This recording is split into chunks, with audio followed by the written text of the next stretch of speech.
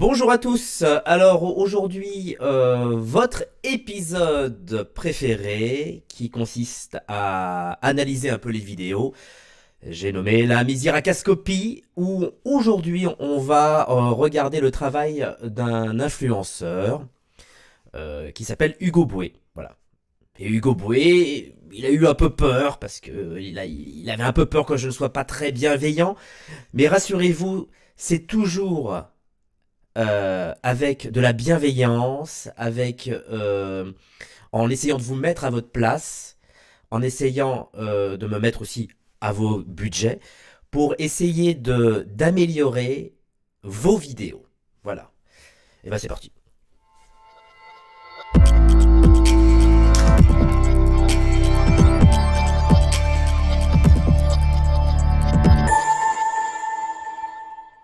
Donc Hugo Boué est un réalisateur, chef opérateur qui a sa petite structure et aussi un peu comme nous tous, un peu influenceur et qui fait des petites vidéos sur sa chaîne et qui nous explique en gros comment il fait, comment il travaille. Il a visiblement un marché chinois des produits laitiers et il nous fait des petites vidéos institutionnelles, corporate, comme on en a bien souvent fait et moi de même aussi il y a plusieurs années et qui nous permet un peu de mettre en avant certains produits, notamment les produits Nanlite, qu'il affectionne plus particulièrement. Alors, on va regarder, il a fait donc une vidéo avec des extérieurs, pas mal de plans de coupe. On va pas trop revenir sur les plans de coupe parce qu'ils sont très bien, j'ai rien à dire là-dessus. C'est parfait, c'est beau, c'est gracieux, c'est laiteux, c'est cinématographique, c'est bien. Hugo, il a compris. Il a compris que pour avoir des belles images, il faut se mettre le soleil, non pas au cul, mais en contre. Voilà. À partir du moment où vous avez un soleil et une lumière principale en contre, vous avez de la brillance, des flares, vous avez des noirs un peu plus, bah oui, dû au flair, forcément, des noirs un peu plus décollés, etc. Donc ça fonctionne plutôt très bien. Il y a une grande diversité des plans, c'est magnifique. Voilà, il y a un petit flair quoi là, il y a des petits contrastes thermocolorimétriques, c'est très fictionné, c'est très beau. Bref, franchement, je n'ai rien à dire là-dessus. C'est voilà, je vais pas reprendre parce que franchement c'est très très très bien. Ça marche plutôt très bien et c'est très bien. Bravo Hugo, j'ai rien à dire. Merci, abonnez-vous, ciao. Non, non, non, non, non, non, non, attendez, attendez. On va s'intéresser à ça. On va s'intéresser à cette petite partie qui est la partie ITV donc visiblement d'un client. Et justement, il a fait une vidéo où il explique en gros comment il a fait, comment il a éclairé cette situation, cette séquence. Alors bien évidemment, je vous mets ça dans les fiches, dans la partie description, si vous avez envie de voir à tête reposée, etc. Mais on va regarder un peu ensemble ce qu'il en dit. Parce que autant les plans extérieurs, les plans un peu intérieurs d'illustration, je les trouve très bien. Autant je suis relativement déçu de cette ITV que je trouve, pour moi, je veux pas dire raté, pas du tout, non, faut pas exagérer, mais que je trouve dommage parce que pour moi, il y a eu une petite erreur que je pourrais, excuse-moi Hugo, mais que je pourrais qualifier ça d'un peu débutant. Mais on va en parler, on va regarder. Alors là, il nous fait un petit making-of.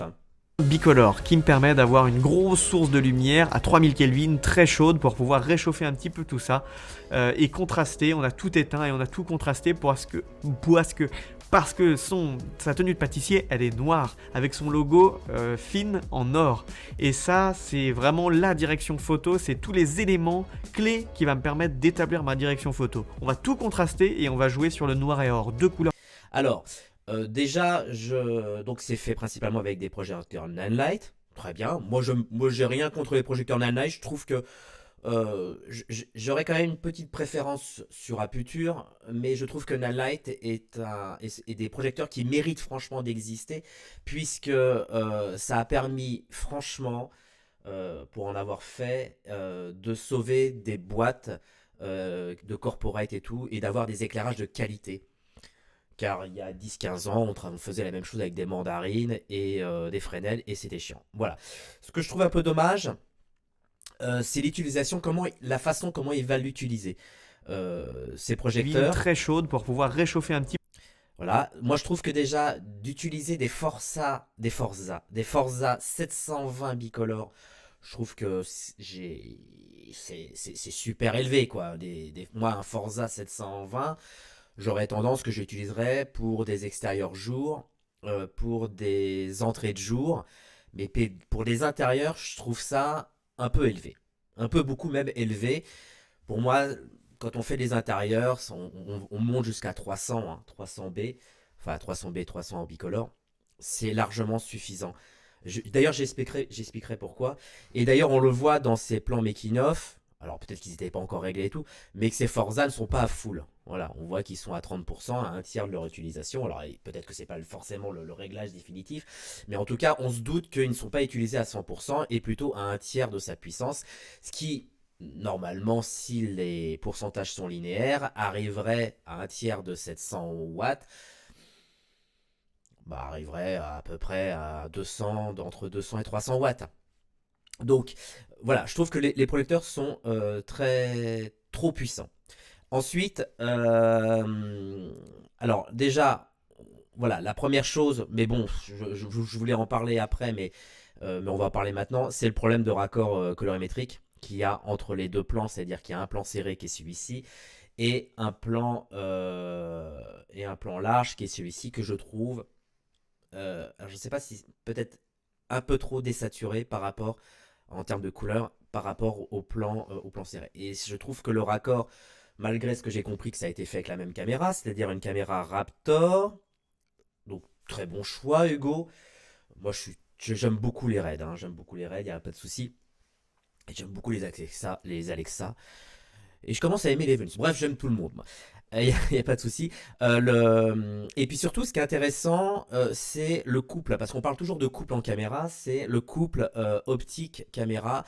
Et d'après ce que j'ai vu dans les making-of et d'après ce que j'ai vu, parce que je te suis, hein, je suis abonné, tu utilises donc les DESO et notamment les zooms. Et comme les DESO ont une tendance à être assez doux, ce sont des optiques qui sont plutôt doux, et bien mixé avec une caméra qui est plutôt piquée, hein, qui est vraiment qui est sharp, je trouve que ça fait un joli couple, voilà, d'utilisation.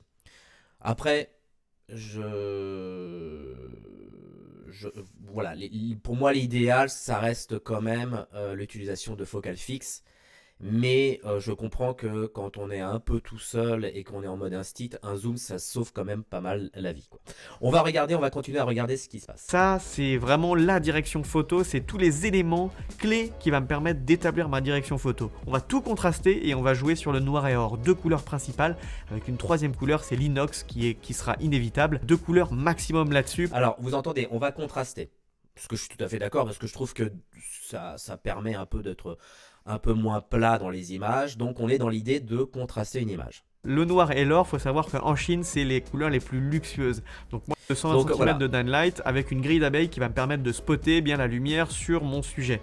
Il va Donc, me permettre il de utilise spotter à la bien la face, lumière. 220 cm voilà. de downlight. Il utilise à la face donc un premier downlight avec un dôme et l'utilisation d'un snap grid, hein, comme on peut voir ici sur la vidéo, où le snap grid, vous l'avez compris, permet de rendre la source plus directionnelle, non pas par focalisation comme un Fresnel, mais plutôt par soustraction. Ça veut dire que on supprime les rayons qui partent sur les côtés et on ne garde que ceux qui partent tout droit. Ça a l'inconvénient forcément que du coup on perd en puissance. Mais comme visiblement Hugo utilise des sources très puissantes, ça ne pose pas trop de soucis de ce côté-là. Avec une grille d'abeille qui va me permettre de spotter bien la lumière sur mon sujet. Maintenant, pour éclairer un tout petit peu le fond, pour réchauffer tout ça, comment est-ce que j'ai éclairé ce background? J'ai installé une autre source de lumière qui n'est pas une downlight, qui est une Jinbei. Comme vous savez, j'aime beaucoup aussi le Jinbei, j'utilisais ça avant d'utiliser une downlight. C'est plus accessible, mais c'est plus gros, ça c'est évident, c'est plus gros comparé à une Forza 150, la Jinbei 150 ça n'a rien à voir et Forza c'est beaucoup plus solide, le design est beaucoup plus quali, les menus sont beaucoup plus travaillés, les boutons sont parfaits. Une Bon, lanterne. Pourquoi? voilà, Parce que donc en gros, il utilise une lanterne qui est derrière avec une autre marque de projecteur. Il est sur un slider tel qu'on le voit là, avec un petit zoom. Je sais pas si tu utilises des filtres de diffusion, mais bon, si tu en utilises, n'hésite pas à nous le dire dans les espaces commentaires. Et donc voilà, donc on a un effet de boule et Parce on que j'avais le a... choix aussi avec un mini dôme avec une grille d'abeilles pour spotter, mais j'avais pas assez de source de lumière pour éclairer mon background. Donc j'ai choisi de mettre une lanterne, de bien diffuser la lumière partout, mais d'essayer de gérer les reflets avec un réflecteur qui va me permettre de casser juste les sources de lumière. Donc voilà, donc il y a une lanterne en contre avec un effet de ce que j'ai bien compris, un genre de comme un effet de drapeau, si j'ai bien compris, pour éviter les problèmes de reflet. Alors, donc en fait, il y a un système d'opposition entre une face qui est éclairée visiblement en lumière du jour et une comment dire et un contre, un pseudo contre qui est utilisé en lumière chaude et qui permet ce contraste colorimétrique. Alors, moi, ce que j'aime pas, c'est que pour moi, il y a beaucoup trop de lumière. Il y a beaucoup trop de sources. J'ai appris avec les années que finalement, moins on en mettait, plus c'était joli. Voilà. Et c'est pour ça que je dis que c'est un peu une erreur des débutants parce que moi-même je le faisais, je mettais énormément de sources et je trouve qu'aujourd'hui et d'autant plus avec la tendance, si on regarde un peu les fictions, etc., etc., parce qu'on veut s'intéresser à aller dans l'esprit un peu cinématographique, eh bien, on est dans une idée que moins on en met et plus c'est joli. Et la difficulté que on récupère du fait qu'on en mette moins de sources, c'est le fait qu'il faut la mettre au bon endroit, au bon axe, etc. Donc, moi, ce que j'aime pas, ce que je trouve de trop dans cette lumière, c'est l'éclairage qu'il y a de cette lanterne qui arrive ici. Alors j'aime pas trop du tout parce que je trouve que sa position, son axe est beaucoup trop par rapport à l'axe caméra qui est là, est beaucoup trop en latéral et ça permet et du fait ça éclaire énormément cette partie du visage que je trouve la partie du visage le plus inutile sur notre personnage. C'est-à-dire que on éclaire les oreilles, on éclaire la nuque, on éclaire cette partie qui nous amène pas à grand chose et qui a tendance, en plus de par sa puissance, parce que je trouve que c'est assez intense, qui permet en fait un peu d'annuler l'effet qui est causé par, enfin qui est l'éclairage principal, pour moi qui devrait être l'éclairage principal, qui est l'éclairage de face de notre ami ici, qui est en lumière froide, et du coup ça annule parce que la position telle qu'elle est mise, donc le dôme avec le snap grid, est à peu près en latéral, donc crée normalement en latéral et dans la direction du regard, ce qui est plutôt assez judicieux parce que ça permet un peu, comme il disait dans sa vidéo, d'avoir des petits reflets, etc. Mais le problème, c'est que là où la position du dôme est située, devrait donc automatiquement contraster cette partie du visage. Or, malheureusement, ce contraste est entre guillemets annulé par le fait qu'il y a la lanterne qui vient un peu foutre la merde. Et je trouve que cette lanterne est de trop. Elle est beaucoup, elle est pas utile. Pour moi, elle est pas utile. Surtout que visiblement, comme il me disait, il m'expliquait Hugo, c'est qu'il était un peu enquiquiné du fait qu'il était dans une cuisine avec de l'inox. Alors après, les reflets, c'est pas tabou, hein, c'est un peu comme les ombres. Hein. S'il y a de la lumière, il y a des reflets. Après, évidemment, il faut que les reflets soient plutôt assez intéressants et utiles, parce que s'il n'y a pas de reflets, on ne voit rien. Donc, je pense que pour moi, j'aurais plutôt utilisé la lanterne à la face. Enfin, en tout cas, parce qu'avec l'inox, on ne sait pas trop. Hein. C'est-à-dire qu'on ne sait jamais trop quel va être le résultat, si les reflets vont être intéressants et tout. Mais moi, je pars du principe qu'on essaye et puis après, on voit si on corrige. Donc, j'aurais utilisé effectivement la lanterne plus à la face et que ça. Et j'aurais éventuellement mis un drapeau entre la lanterne et le décor si je trouve que ça éclaire trop le décor, parce qu'évidemment la lanterne envoie la lumière sur presque 362, enfin en tout cas un bon 180 degrés. Donc forcément si ça envoie un peu trop sur le décor, j'aurais masqué. Et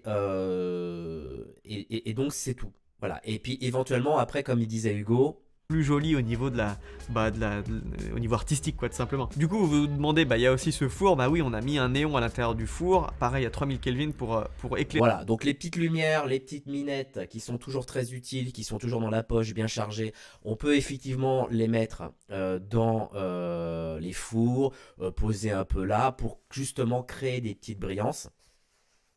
Et voilà, et je trouve ça plutôt assez intéressant. Après, ce que je n'aime pas trop dans ce cadre, c'est l'approche assez de proximité, c'est-à-dire qu'on est un peu sur un effet grand angle, on est sur un cadre qui est plutôt évidemment en 2.39, parce que Hugo doit bien aimer le 39, et donc du coup, on laisse de l'importance au décor, sauf que le décor est très intéressant, hein, c'est des cuisines. Je trouve ça moins intéressant ce qui se passe un peu derrière, justement, notre comédien. Et du coup, on a un effet de profondeur de champ beaucoup plus important du fait qu'on fait ce plan-là un peu plus en courte focale, donc forcément plus à proximité du sujet. Moi, je l'aurais fait un peu plus en recul, euh, voilà, avec une plus longue focale pour justement rétrécir l'effet et rendre plus flou l'arrière-plan.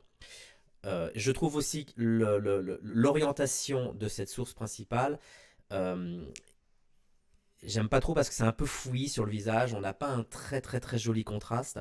J'aurais préféré quelque chose d'un peut-être un peu moins haut. Visiblement, le dôme est assez haut pour éviter ces ombres qu'on a souvent sous les arcades des yeux.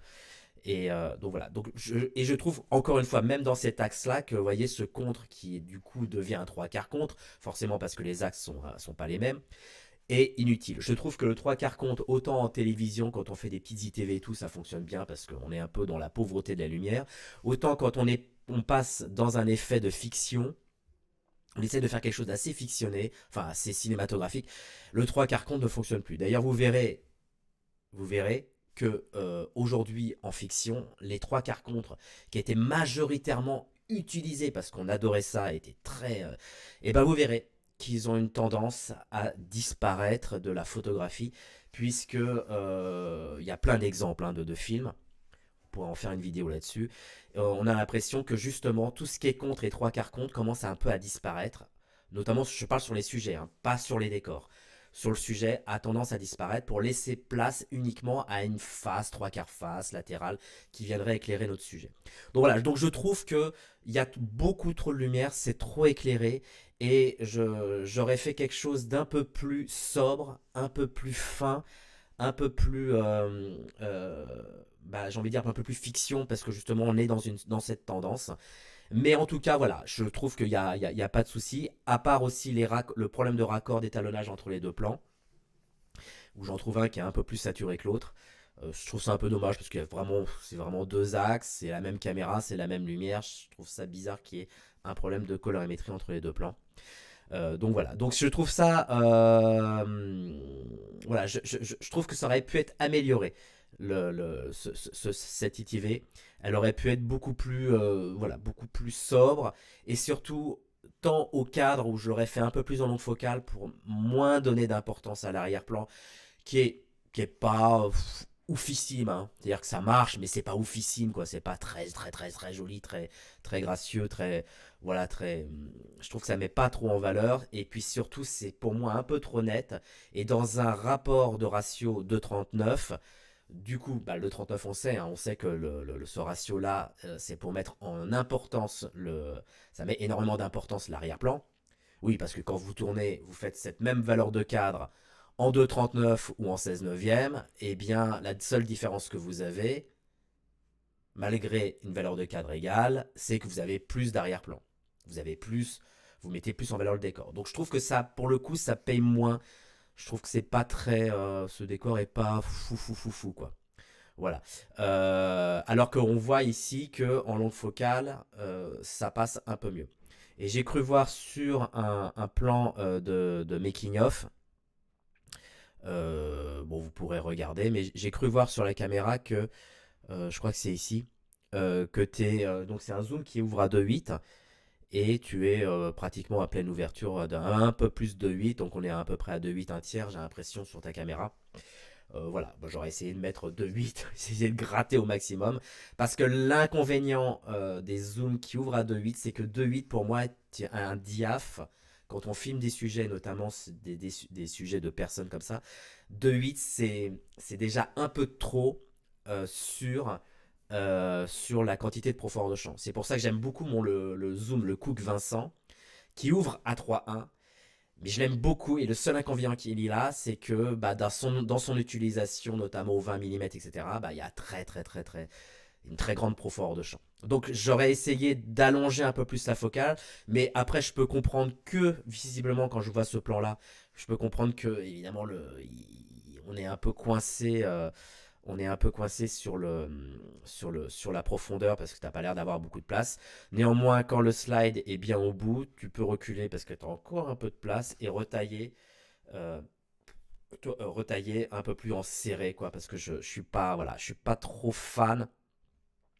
Je suis pas trop fan de cette valeur de pas celle-là, hein, pas celle-là, mais le plan qui est juste après, là, je sais plus où, tac, tac, tac. Enfin, vous l'avez vu, hein, le plan un peu plus large.